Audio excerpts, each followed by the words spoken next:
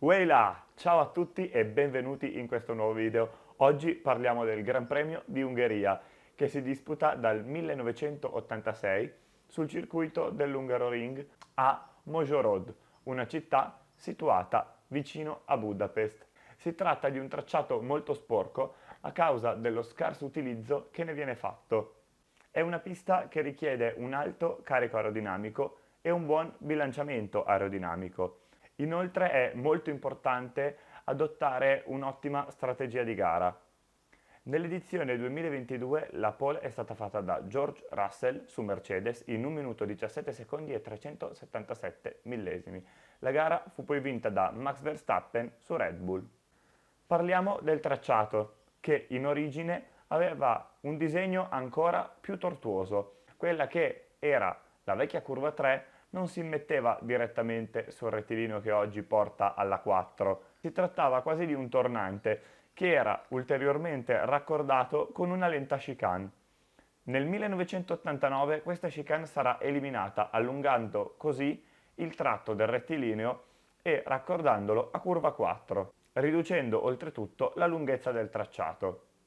Partendo dal 2003 il tracciato subirà svariate modifiche. Verrà allungato il rettilineo principale, restringendo il profilo della prima curva, e l'attuale curva 12, che allora rappresentava la terzultima, venne modificata, determinando l'avanzamento del punto di frenata.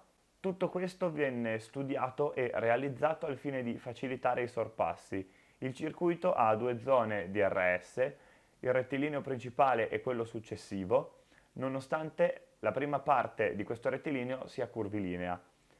Inoltre il tracciato ha diverse staccate importanti come nelle curve 1, 2 e 12. In curva 1 si passa addirittura da 320 km/h a 95 in circa 120 metri, rendendo necessaria una pressione sul freno di 140 kg.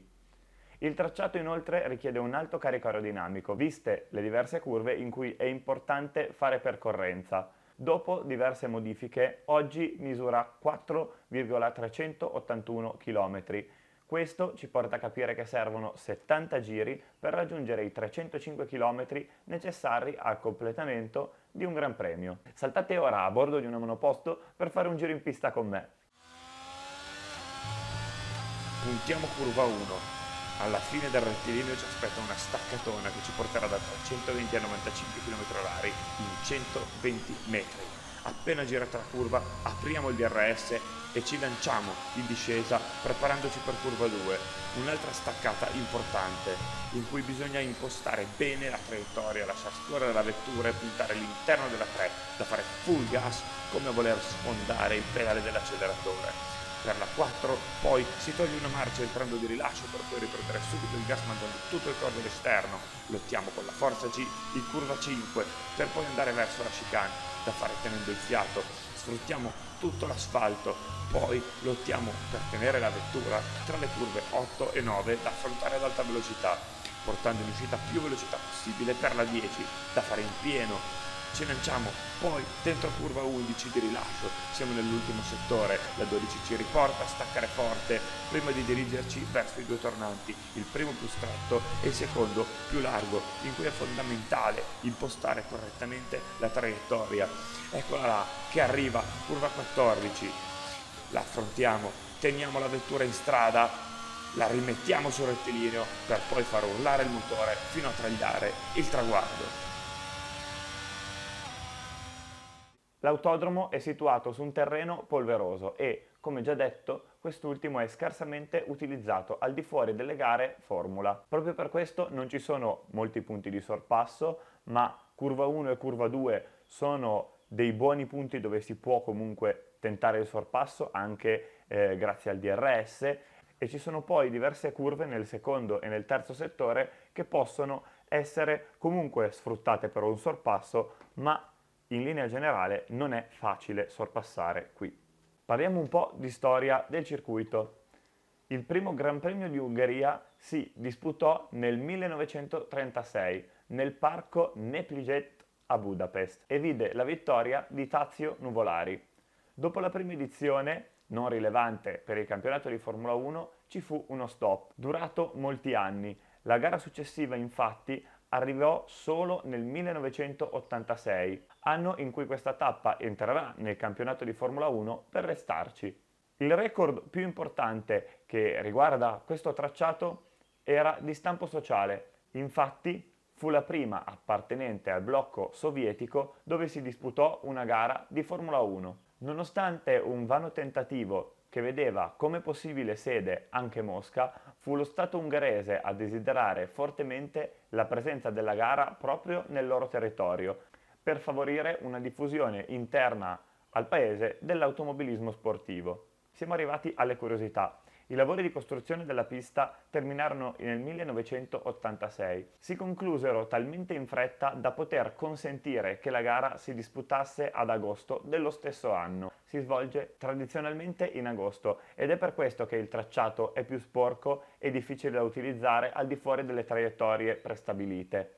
Inoltre, se una vettura esce di pista, il suo ritorno crea ulteriore sporcizia. Per questo e per il layout particolarmente tortuoso, è una pista dove, come abbiamo detto poco fa, i sorpassi sono particolarmente difficili da concludere. Durante la prima gara, inoltre, era presente anche una delegazione dell'URSS che doveva valutarne l'organizzazione. Da quando questa gara è stata inserita nel campionato è stata sempre presente, tanto da arrivare al raggiungimento di un accordo fino al 2027. Pur non fornendo sempre grande spettacolo a causa delle motivazioni prima citate, quindi della poca possibilità di sorpassare, non sono mancati negli anni dei colpi di scena che hanno interessato anche il pubblico, come la rimonta di Mansell del 1989, in cui il pilota partiva 12° e vinse la gara.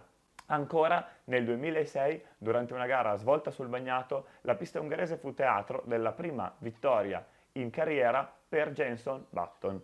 Nel 2022 la pista ha raggiunto un nuovo record in numero di spettatori durante tutto il weekend, ben 290.000. Su questo tracciato il pilota più vincente è Lewis Hamilton, che ha anche lo stesso numero di pole position ottenute, ben 8.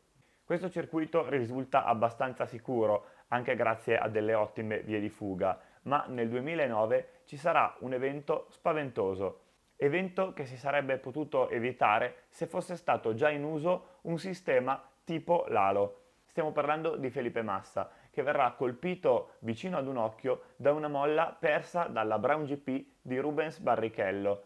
Massa, privo di coscienza, andrà ad impattare con il muro di gomme a 260 km/h. Subirà una lesione ossea con commozione cerebrale e rimarrà in coma farmacologico per alcuni giorni. Per fortuna si risolverà tutto per il meglio, permettendogli dopo 3 mesi di tornare in pista per fare dei test con la Ferrari a Fiorano. Tornerà a competere però solo l'anno successivo, salendo sul podio al primo Gran Premio. Grazie a questo incidente sono stati fatti nuovi studi sui caschi in modo tale da rendere alcuni punti ancora più resistenti per evitare situazioni impreviste come questa. In conclusione volevo dirvi che a me questo circuito piace veramente tanto, in modo particolare per la sua tortuosità e per l'incredibile assortimento di curve diverse. Tutto ciò nonostante le poche possibilità di sorpasso, anche perché trovo che sia un circuito che mette veramente tanto alla prova le capacità dei piloti. Con questo vi ringrazio, vi saluto e vi invito a mettere mi piace, commentare e iscrivervi al canale, perché mi fa sempre un sacco piacere. Ciao a tutti, grazie per avermi seguito. Ciao!